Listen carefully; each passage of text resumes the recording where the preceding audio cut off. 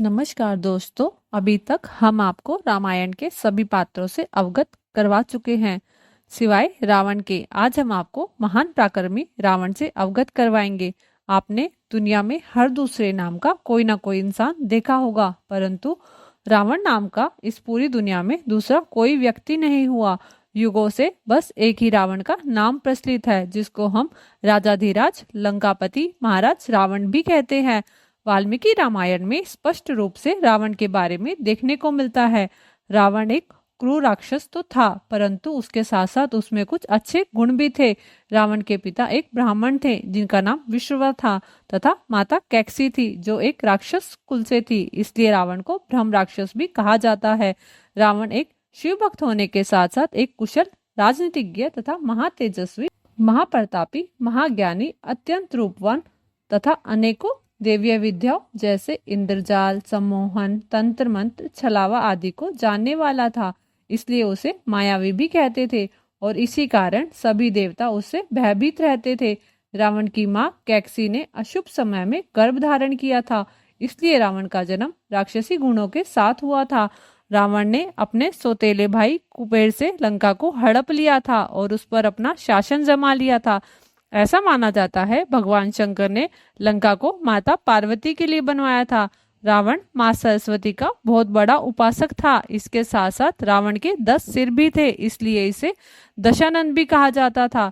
रावण भगवान शिव का अनन्य भक्त था। एक बार भगवान शिव को प्रसन्न करने के लिए अपने 10 सिरों को भगवान शिव को अर्पित कर दिया।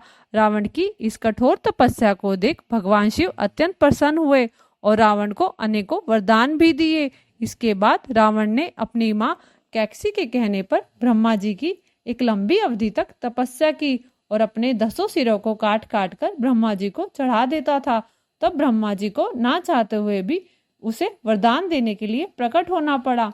तब रावण ने ब्रह्मा जी से वरदान मांगा। ना कोई देवता, ना कोई गंधर्व, ना कोई दानव, कोई भी उसका वध न कर सके। रावण में अपने बल और शक्ति का इतना घमंड था कि वो मनुष्य को तो कुछ समझता ही नहीं था। उसके अनुसार मनुष्य कीड़े मकोड़े से भी तुच्छ हैं। इसलिए ब्रह्मा जी से वरदान मांगते समय उसने मनुष्य का नाम ही नहीं लिया और अपने पराक्रम में अंधा हो गया था।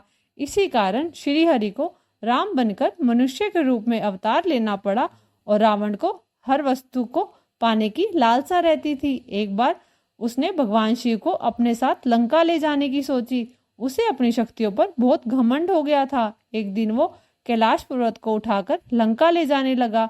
जैसे ही उसने अपना हाथ कैलाश पर्वत के नीचे दिया तो भगवान शिव ने अपने पैर के नाखून से उसे हल्का सा दबा दिया, जिससे रावण का हाथ दब गया और वो जोर जोर की दहाड़ने लगा और उसने भगवान शिव को प्रसन्न करने के लिए शिव की स्तुति करी, जिसको हम शिव तांडव स्तोत्र के नाम से जानते हैं।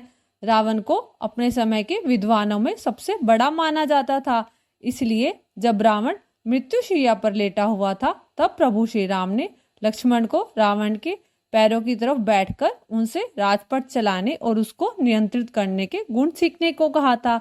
ऐसा मानना है कि रावण के शासनकाल में लंका का तेज अपनी चरम सीमा पर था, इसलिए उसकी लंका को सोने की लंका व सोने की नगरी भी कहा जाता था।